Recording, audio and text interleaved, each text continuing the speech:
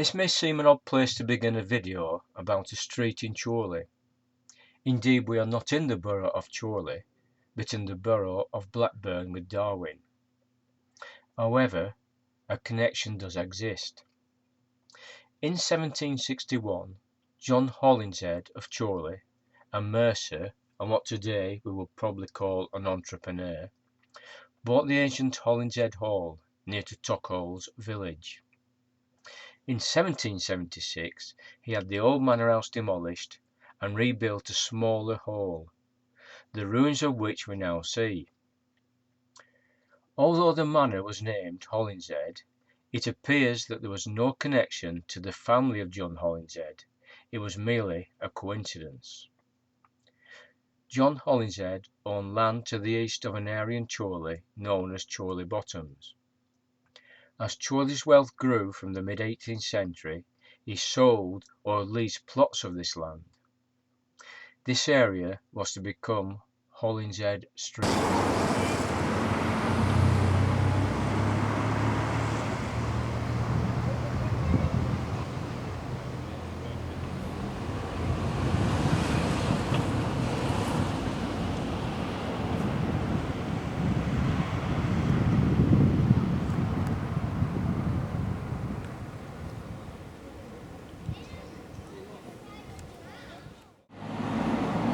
Situated at the junction of Clifford Street and Hollinshead Street is this public house, named Trader Jack's.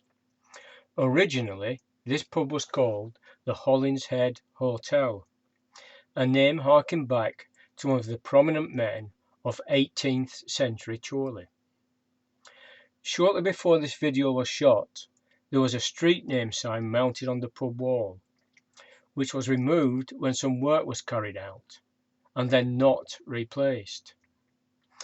Both of these actions, the renaming of the pub and removal of the street name, exemplify to me the failure to preserve and maintain some of the character and heritage of one of the earliest streets of Georgian Chorley. This street has been decimated due to acts of what I can only describe as civic vandalism. Okay, moan over. Let's take a walk.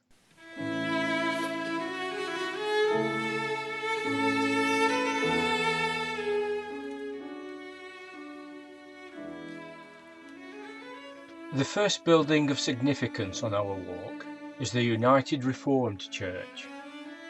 The original chapel was erected in 1792 and was known as the Independent Chapel. It is the second oldest surviving church in Chorley, the first being St Lawrence's. The chapel was extended and rebuilt in 1877, eventually becoming a United Reformed Church.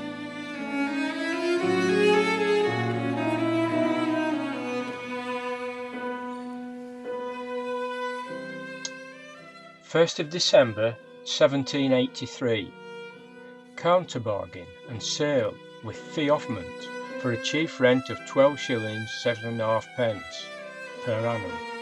John Hollinshead of Chorley, Esquire, to William Heald of Chorley, house carpenter, 311 square yards of land on the south side of Hollinshead Street. 16th of March 1787. Counterpart bargain and sale with fee offment for a chief rent of £1 2 shillings per annum. John Hollinshead to John Wilson of Chorley, shopkeeper, 396 square yards of land on the south side of Hollinshead Street. The building before us was once a leather mill or tannery. Today it houses a printing company.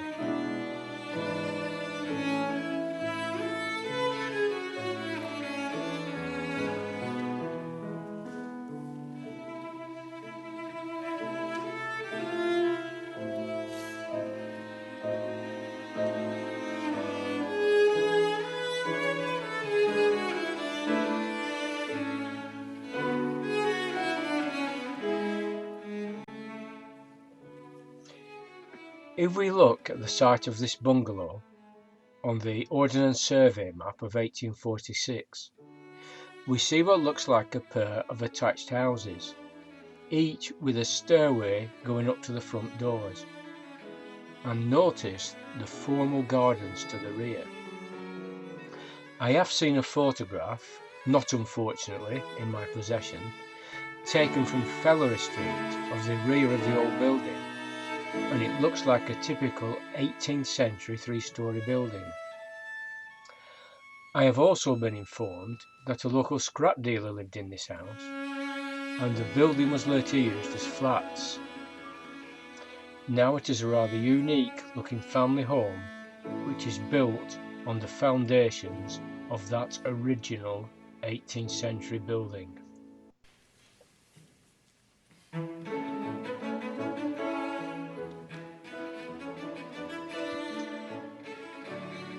February 4th, 1797. Articles of agreement for sale at £250. John Wilson of Chorley, weaver, and John Ainscough of Maudsley, yeoman. 5 cottages on the south side of Hollinshead Street in Chorley, in the possession of John Potts, Betty Critchley, John Law, Betty Standish, Henry Exton, and David. Subject to fee farm rent of £1 2s.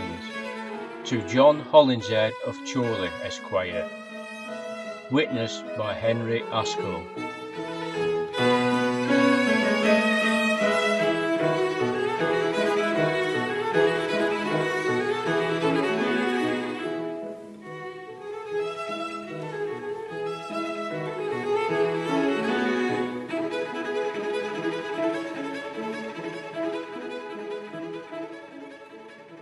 We have now arrived at our second significant building, Chorley House, a Grade II listed building constructed around 1790. The house was built for a Colonel Sylvester, a magistrate who led the riot act at the Peterloo protests in Manchester in 1819, and at Hilton's Mill, Water Street, Chorley, to the mill breakers in 1826.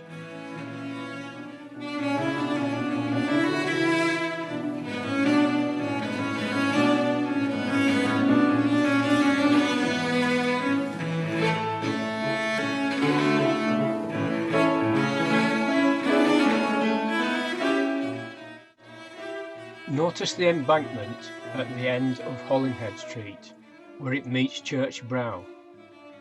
This is part of the Turnpike Road built across the Chore Valley in 1822, now called Park Road. More about that later.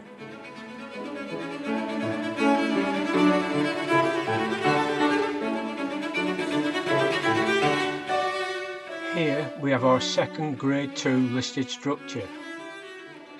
The Church of England residents of Hollinshead Street will pass through this doorway to attend the services at St Lawrence's Church.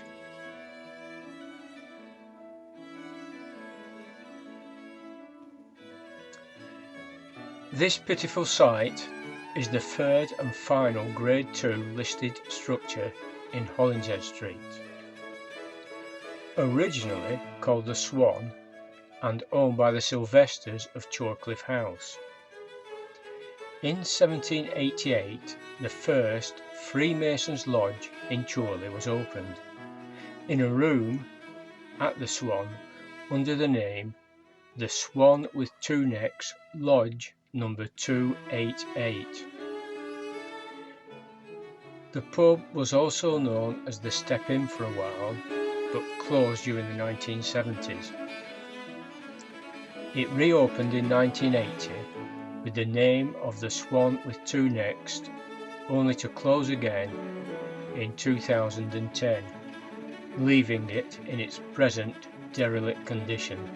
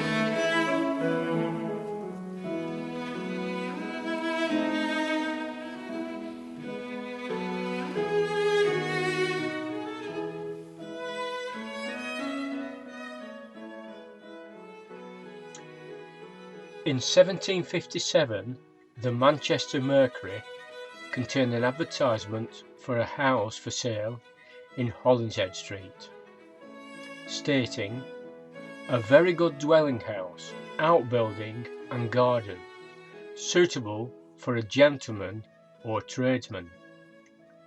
Indeed, Hollinshead Street was a street for the gentry. However, that was to change when the new turnpike road, now called Park Road, discussed earlier, was opened in 1822. Most of the gentry moved into the new road, one of the reasons being the flooding from the River Chorley. Park Road was a more comfortable place to live.